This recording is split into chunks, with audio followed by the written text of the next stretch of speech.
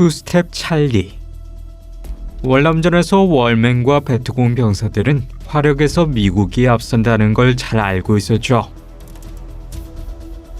하지만 세계에서 가장 강력한 미군조차도 베트남의 정글 지형에선 약한 모습을 보였는데요. 베트콩은 미군을 육체적, 정신적으로 위협하기 위해 부비 트랩을 설치했어요.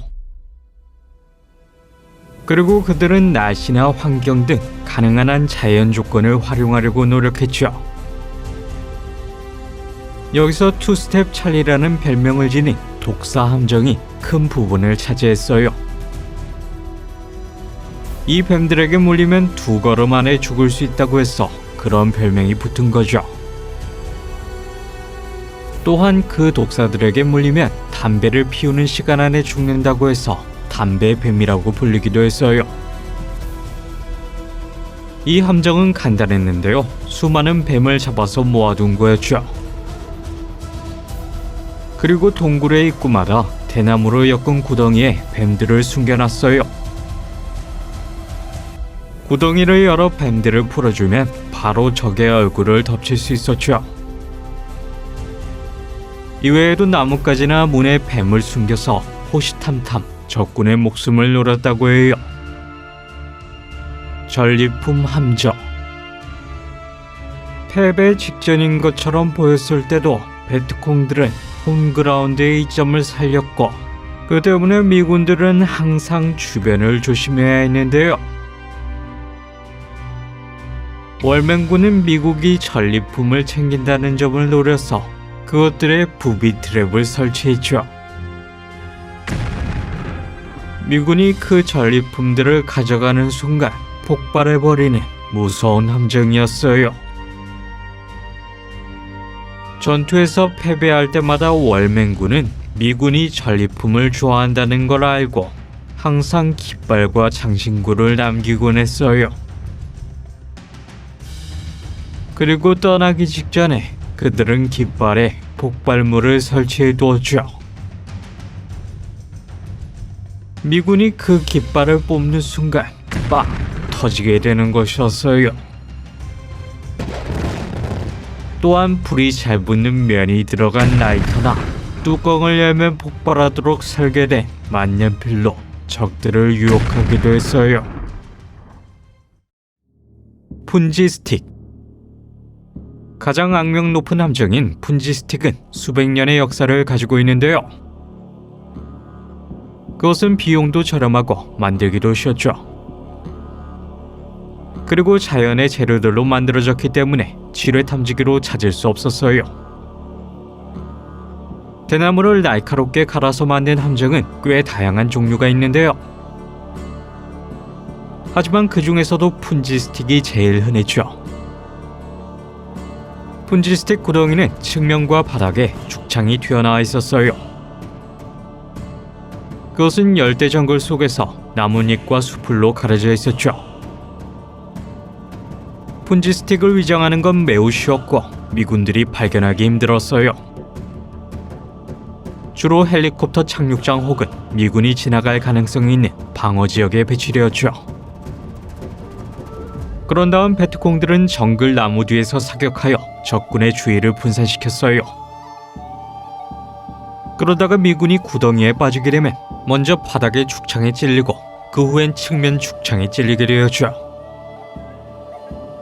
땅으로 푹 꺼져 있어서 빠져나오려면 상처를 입게 되고 도움 없이 빠져나오기 힘들었어요. 이 단순하지만 악랄한 함정에 대한 소문이 퍼지자 미군들은 두려움에 떨었죠. 하지만 생각보다 푼지 스틱은 매우 치명적이지는 않았는데요. 이 함정의 주요 목적은 병사들을 이탈하게 하고 현장에 있는 다른 이들에게 피로감을 주는 거였어요. 그리고 함정의 위력을 강화하기 위해 베트콩들은 죽창에 독을 바르기도 했죠. 1967년 미군이 작성한 보고서에 따르면 3주마다 324명의 군인이 푼지 스틱에 당해서 병원에 입원한 것으로 추정되었다고 해요. 호랑이 덫. 베트콩들은 언제 어디에나 함정을 설치하며 미군을 경계했어요. 그리고 그 함정들에 잘못 걸리게 되면 큰일 날 수 있었죠. 그 중에서 가장 주목할 만한 건 호랑이 덫이었는데요. 그것은 18인치 판에 못들이 박혀 있고 위에는 벽돌을 얹어서 무게를 가했어요. 그것은 나뭇가지에 매달려 있다가 적이 길을 가다가 트랩에 걸리면 발동되는 구조였죠. 일단 덫이 발동되면 머리 위에 커다란 모판이 떨어져 전투에서 이탈하게 되었어요. 이 중에서 못을 박은 통나무는 더 위협적이었는데요. 그것은 길이가 3m에 이르렀고 쇠못들이 박혀 있었어요. 그리고 그것은 마치 진자처럼 설치되었죠. 그것이 발동되면 여러 병사를 대상으로 좌우로 빠르게 스윙했어요. 간단한 모판도 함정으로 사용되기도 했는데요.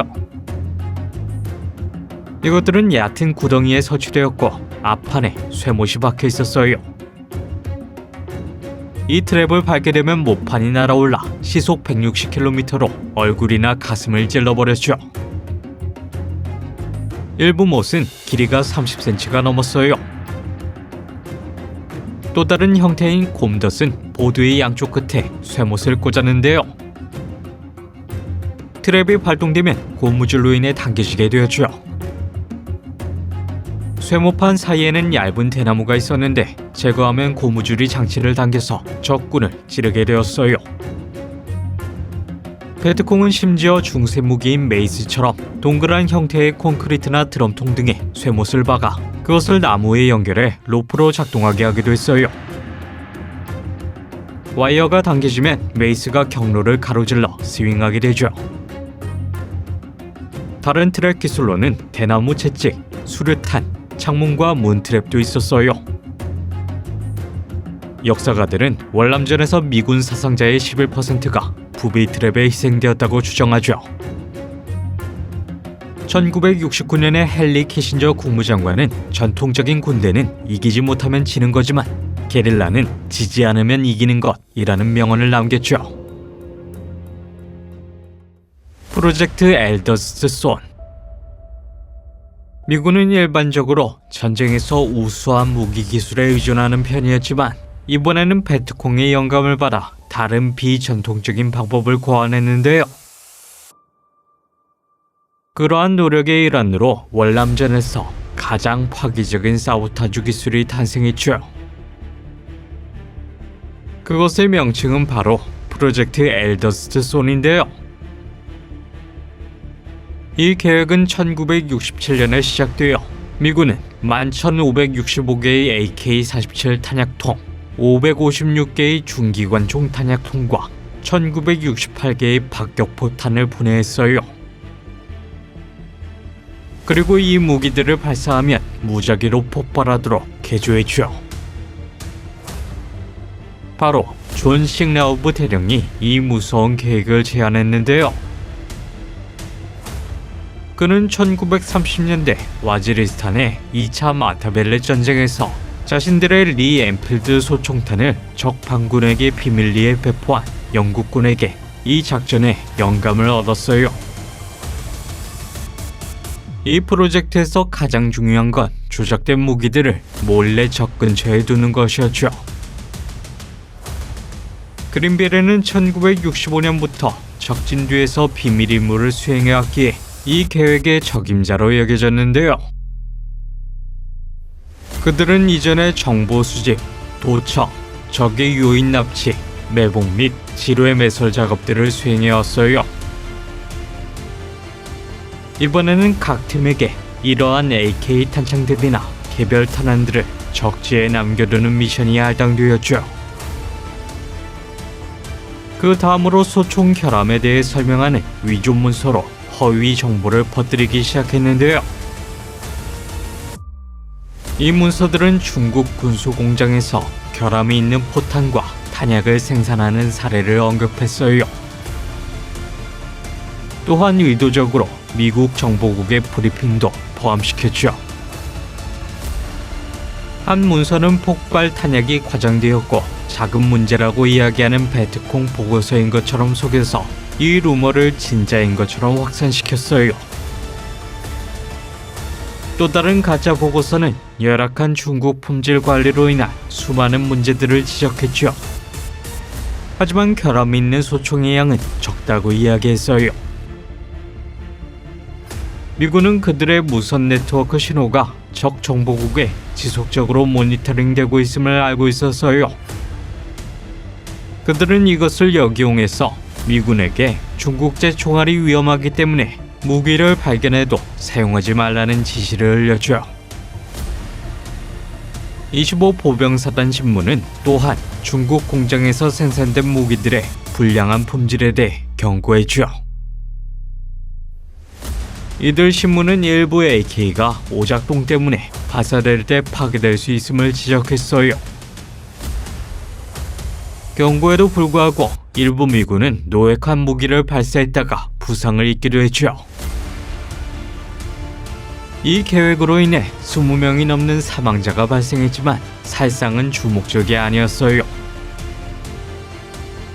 그들은 이 가짜 문서와 루머를 통해서 중국과 월맹 사이의 갈등을 유발하길 바랬죠. 2년 동안 미국 특수부대가 월남, 라오스, 캄보디아 전역에 조작된 탄약을 투입했는데요. 그 당시엔 이 프로젝트가 노출되지 않았죠. 1969년에야 이 프로젝트에 대한 내용이 뉴욕 타임즈, 타임지 등을 통해 유출되기 시작했어요. 이로 인해 미군은 코드명을 이탈리안 그린, 폴빈 등으로 바꿨다가 같은 해에 이 계획을 완전히 포기하게 되었다고 해요.